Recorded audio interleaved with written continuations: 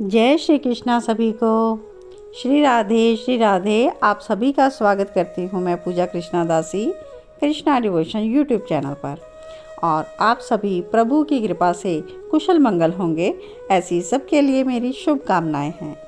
तो आइए आज का वीडियो हम अपरा एकादशी का श्रवण करते हैं और सब कुछ जानते हैं।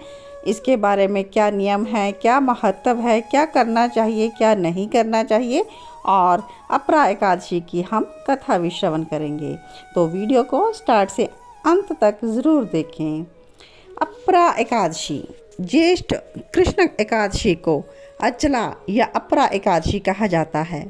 इसका पालन करने से व्यक्ति की गलतियों का प्रायश्चित होता है, यानी कि जो कुछ हम पाप करते हैं, जहाँ हमारे पाप कर्म संचित हुए होते हैं, यह व्रत करने से इन पापों का प्रायश्चित हो जाता है।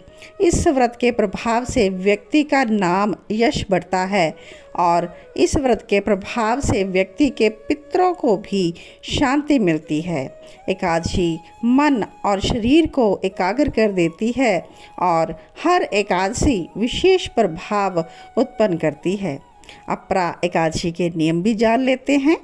अपरा एकादशी का व्रत दो प्रकार से रखा जाता है, निर्जल व्रत और फलाहारी या जलीय व्रत। निर्जल व्रत पूर्ण रूप से स्वस्थ व्यक्ति को ही रखना चाहिए। सामान्य लोगों को फलाहारी या जलीय उपवास रखना चाहिए।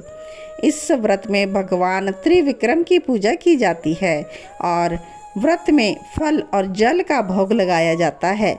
बेहतर होगा कि इस दिन केवल जल और फल का ही सेवन किया जाए।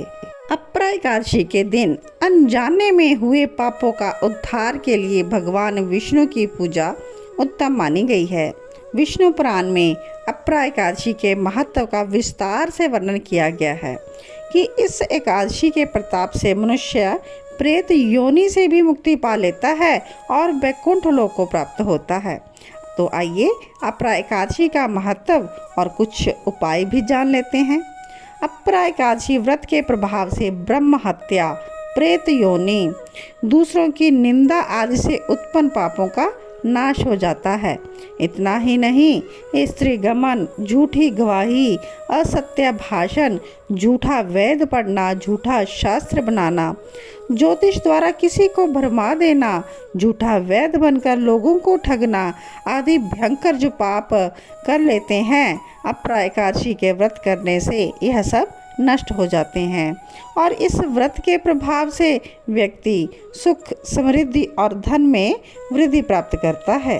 तो आइए अपरा एकादशी के दिन किए जाने वाले उपाय भी जान लेते हैं। तुलसी दल। तुलसी दल का क्या उपाय है? श्री हरि को तुलसी अति प्रिय है। एकादशी के दिन भगवान विष्णु को तुलसी की माला अर्पित करें और साथ ही शाम के समय तुलसी में दीपक लगाएं। और एकादशी के दिन भूलकर भी तुलसी तोड़े नहीं, ना ही उसमें जल चढ़ाएं।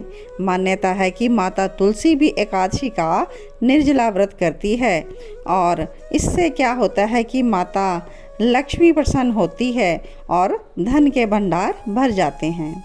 सेकंड उपाय है पीपल में दीप देना। धर्मशास्त्रों में पीपल के पेड़ में देवताओं का निवास स्थान बताया गया है। इसलिए श्री हरि विष्णु को प्रसन्न करने और उनका आशीर्वाद पाने के लिए एकादशी के दिन पीपल के पेड़ के नीचे घी का दीपक जलाएं और विष्णु सहस्रनाम का पाठ करें। ऐसा करने से पितर भी प्रसन्न होते हैं और गंभीर बीमारियों से भी मुक्ति मिलती है। हल्दी की गांठ, इसका उपाय जान लेते हैं। अपरा एकादशी के दिन भगवान विष्णु को 2 साबुत हल्दी अर्पित करें और मंत्र बोले ओम केशवाय नमः। इस मंत्र का जाप आपको कम से कम 108 बार करना है और इससे क्या होगा, नौकरी और व्यापार में उन्नति के लिए यह अचूक उपाय है। तो चलिए एकादशी व्रत की हम कथा श्रवण करते हैं। युधिष्ठिर जी भगवान कृष्ण से कहते हैं कि ज्येष्ठ कृष्ण एकादशी का क्या नाम है और उसका महत्त्व क्या है, हमें कृपा करके बताएं।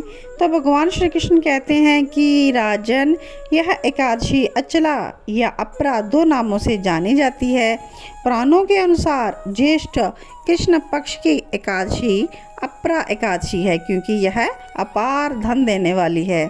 जो भी मनुष्य इस व्रत को करते हैं वे संसार में प्रसिद्ध हो जाते हैं। इस दिन भगवान त्रिविक्रम की पूजा की जाती है और बहुत तरह के जो पाप हैं, ब्रह्म हत्या, भूत योनि इत्यादि सभी नष्ट हो जाते हैं। जो क्षत्रिय युद्ध से भाग जाए वो नरकगामी हो जाते हैं, लेकिन अपरा एकादशी का व्रत करने से वो भी स्वर्ग को प्राप्त कर लेते हैं। जो शिष्य गुरु से शिक्षा ग्रहण करते हैं और बाद में उनकी निंदा करते हैं वो तो अवश्य ही नरक में जाते हैं, मगर अपरा एकादशी का व्रत करने से वो इस पाप से मुक्त हो जाते हैं। जो फल तीनों पुष्कर में कार्तिका पूर्णिमा को स्नान करने से या गंगा तट पर पितरों को पिंड दान करने से प्राप्त होता है, वही अपरा एकादशी का व्रत करने से प्राप्त हो जाता है। मकर के सूर्य में प्रयागराज के स्नान से, शिवरात्रि का व्रत करने से, सिंह राशि के बृहस्पति में गोमती नदी के स्नान से, कुंभ में केदारनाथ के दर्शन से या बद्रीनाथ के दर्शन से, सूर्य ग्रहण में कुरुक्षेत्र के स्नान से, स्वर्ण दान करने से अथवा अर्ध प्रसूता गोदान से जो फल मिलता है वही फल अपरा एकादशी के व्रत करने से मिल जाता है। यह व्रत पाप रूपी वृक्ष को काटने के लिए कुल्हाड़ी है। पाप रूपी ईंधन को जलाने के लिए यह अग्नि है। पाप रूपी अंधकार को मिटाने के लिए यह सूर्य के समान, मृगों को मारने के लिए सिंह के समान है। अतः मनुष्यों को पापों से डरते हुए इस व्रत को अवश्य करना चाहिए।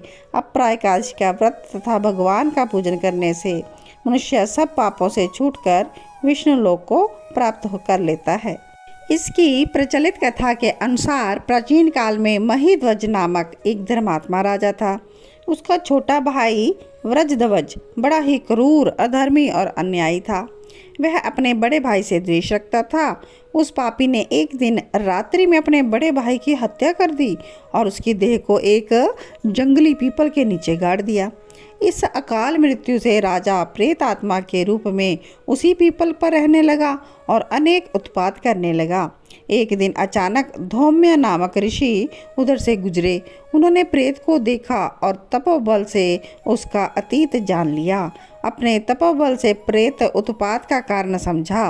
ऋषि ने प्रसन्न होकर उस प्रेत को पीपल के पेड़ से उतारा तथा परलोक विद्या का उपदेश दिया।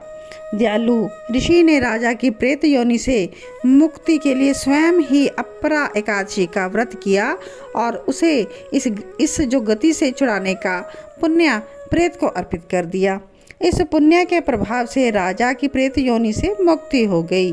वह ऋषि को धन्यवाद करता हुआ दिव्य देह धारण करके पुष्पक विमान में बैठकर स्वर्ग को चला।